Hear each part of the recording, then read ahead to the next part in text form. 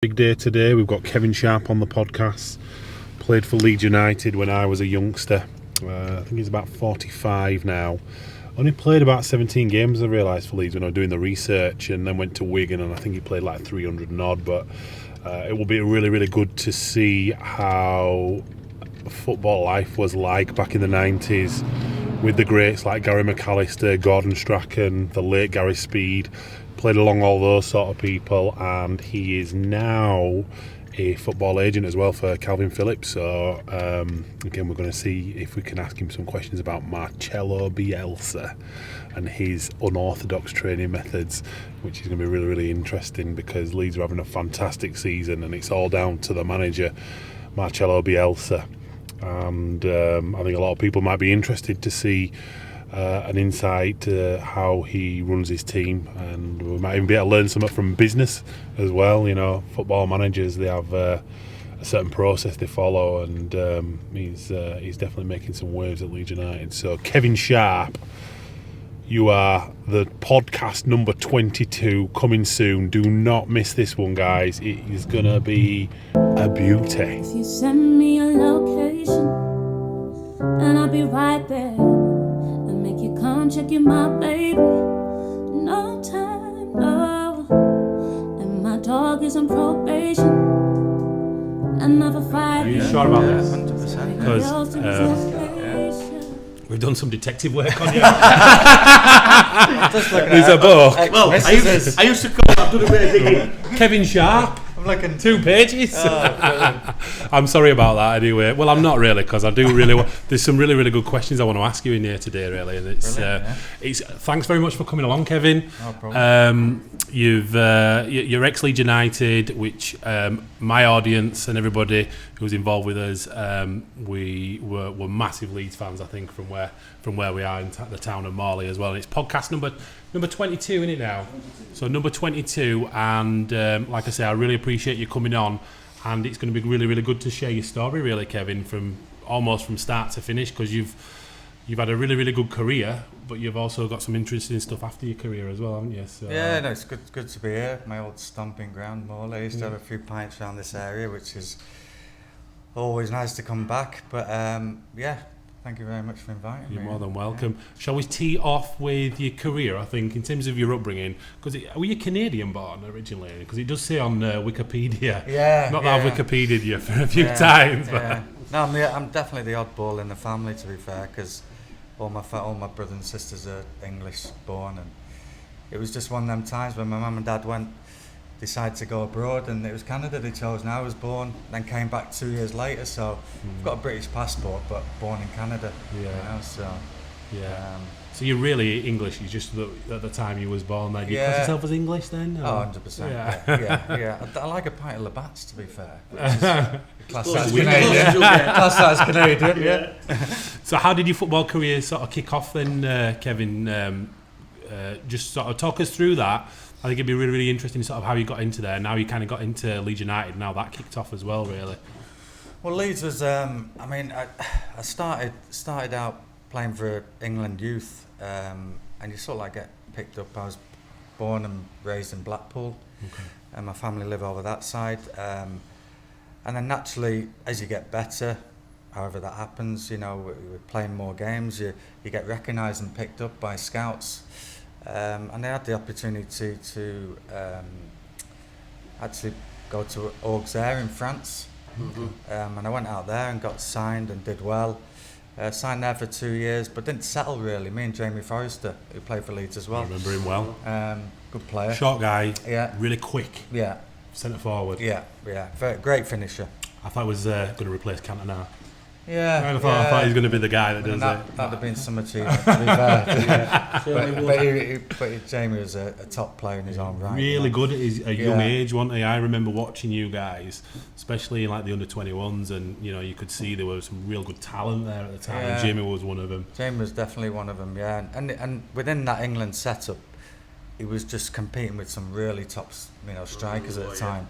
You know, likes of Robbie Fowler and Kevin Gallen and Noel Whelan, who was at Leeds as well, and Julian Joachim. So he was under, and he just didn't get as much opportunity as probably what he should have done, and probably at Leeds as well, because his all-round game, movement and finishing was fantastic. Noel Whelan didn't he used to wear different different types of boots when he played? He'd wear one boot on one foot and one boot on another. Or am I thinking that's right? No, he did. He did. I think it was on Sky one of the games. I think he. I don't think it's through choice, to be fair. I think he was struggling to find the other one. Or someone nicked it, or when the lads played a prank or something and hid one. But no, he did on Sky as a Lotto and a Puma, I think. Yeah, I think it was. I think it maybe became a bit lucky for him, didn't he? Because he kept doing it as well. After. Yeah. Either that or you kept. He kept scoring, so he stuck with them, yeah. But when you left Auxerre then to come to Leeds, I think you came for about 60,000 quid, didn't you? Did Jamie come at the same time as you then? Same time, That- yeah. that It was a joint deal. We very nearly signed for Everton. We went. What it was, Auxerre. We decided we wanted to leave Auxerre, and Howard Kendall, the manager then, said, "Look, you're going to go to Everton first for a week. If they want to sign it, they'll have to agree a fee. Then you go to Leeds, and you're going to Arsenal." So we did well at Everton. We got to the stage where he had to make a decision on the fee and what it was. They couldn't agree a fee. So then we came to Leeds. And we did well, and they agreed a fee, and that was history, And then if they hadn't agreed a fee, we were going to Arsenal. And then it was down to George Did you have Graham. a personal choice of where you wanted to go, or you just wanted to play professional football at the time? We didn't have a choice of which club, because Auxerre dictated that. And then obviously we had to go and perform. But we'd have gone anywhere, certainly to 3 clubs like that. Massive, and Leeds at that time had just won it was 92, the old First Division, and going into the obviously Premier League, and the squad they had. I mean, we've just gone over it there. It was fantastic, and I think at the main time it wasn't so much Howard Wilkinson who signed it. It was Paul Hart who had a really big influence on me and Jamie signing. He was head coach at UT. He went off down to Nottingham Forest, didn't he, for a bit? Yeah, and he was a fantastic youth team coach, and really disciplined. Got the best out of us. And he pushed us to get in that first team. When we played, I look back now, and it's probably him that got us in that first team. And sort of like guided us through, but there's a lot of top players at that time, so it's difficult to really, get in and we talk about the class of '92 with Manchester United, don't they? But we as Leeds fans talk about the class of '92 at Leeds. And taking yourselves taking us through to that Youth Cup final against Manchester United, where I think we went away in the first leg. If I remember that, I think we lost. No, we didn't. We won 2-0 away. And then we took them back to a packed house, over 30,000. I think Jamie Forrester got an overhead kick that day as well, an absolute blinder. Absolute beauty, I mean, that was a definite highlight, certainly my time at Leeds. I mean, I didn't realise, because I'm not Leeds born and bred. When I came to Leeds, the hatred for Leeds and Man U. I honestly, I could not believe it, and it was. I've never seen anything like it. Yeah, it was a bit weird, because that was the first time I'd experienced it home and away, because Leeds, we took loads to Old Trafford, and it was sold out there, first leg. And I remember the fans, we'd pulled up, and then the fans pulled up in coach loads at Old Trafford. And there was Man United fans pelting the coaches, and I'd never seen anything like it, And then, obviously, the return leg at Ellen Road was, again, it was like just constant aggro before and after the game. And then, obviously, that was the first insight I had of, obviously, them, the hatred for each other, and it obviously goes back, doesn't it? Who were you playing against when you first played? What players were at Man United, and were the Beckhams there? You mentioned about. Was he coming through the same time? Well, it's funny, because during the Youth Cup run, we all played for England together. So there's obviously the Beckham, Scholes, both Nevilles, Nicky Butt, Robbie Savage, people like that, and I mean, he was Welsh, but we all played in the same England youth team. So we almost knew that we were going to get to the final, and they were going to get to the final. So we went to watch them play in the rounds leading up to it, and they came to watch us. So we were all pally, we were all good friends. And then when it came to the final, obviously there was a lot of needle, professionalism takes over, and you want to win, they want to win, and so it got a bit, nasty in the tunnel. And after, it was great, it was all good fun. Doesn't happen anymore, does it? No, and the verbals were great, but leading up to it, it was just, brilliant. And looking Did you back, know when you look at them? Did you know that how talented Beckham was going to be, or was he were you all at the same kind of level, or? it's difficult. It's difficult to gauge that, because if you knew that then, you probably say the same about our team as well, and a lot of lads in our team. But the majority of the England under-18 championship winning side was made up of Man United players and Leeds, because we got to the final.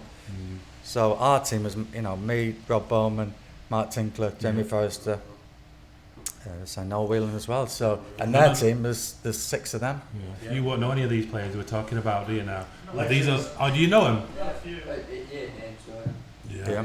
Well, that were back when I was probably not even your age or a bit younger.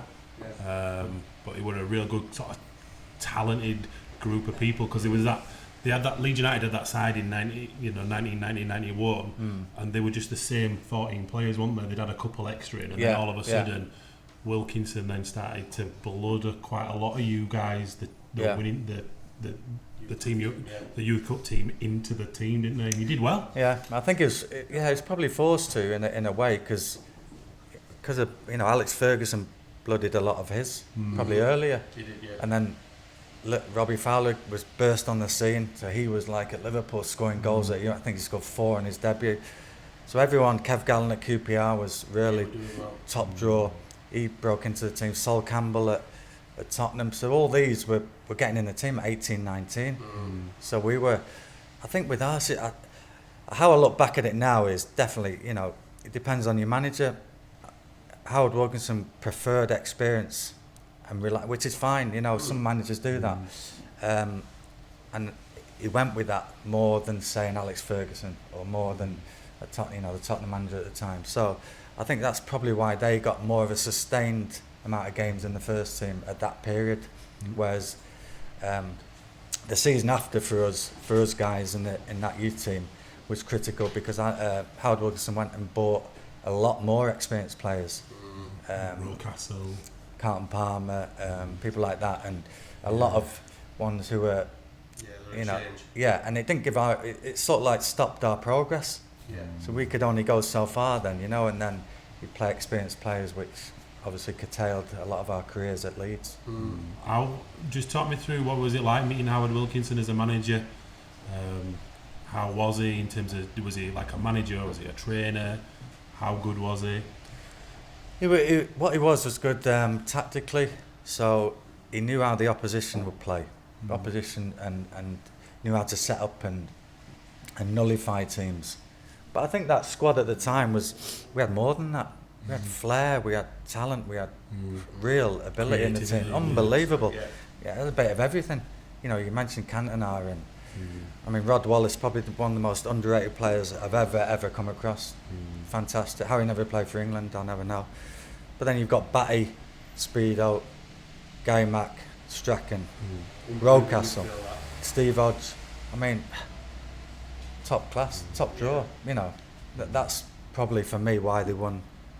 Because you played about 17. Is it 17 matches you played? Let me just try and get these stats out here.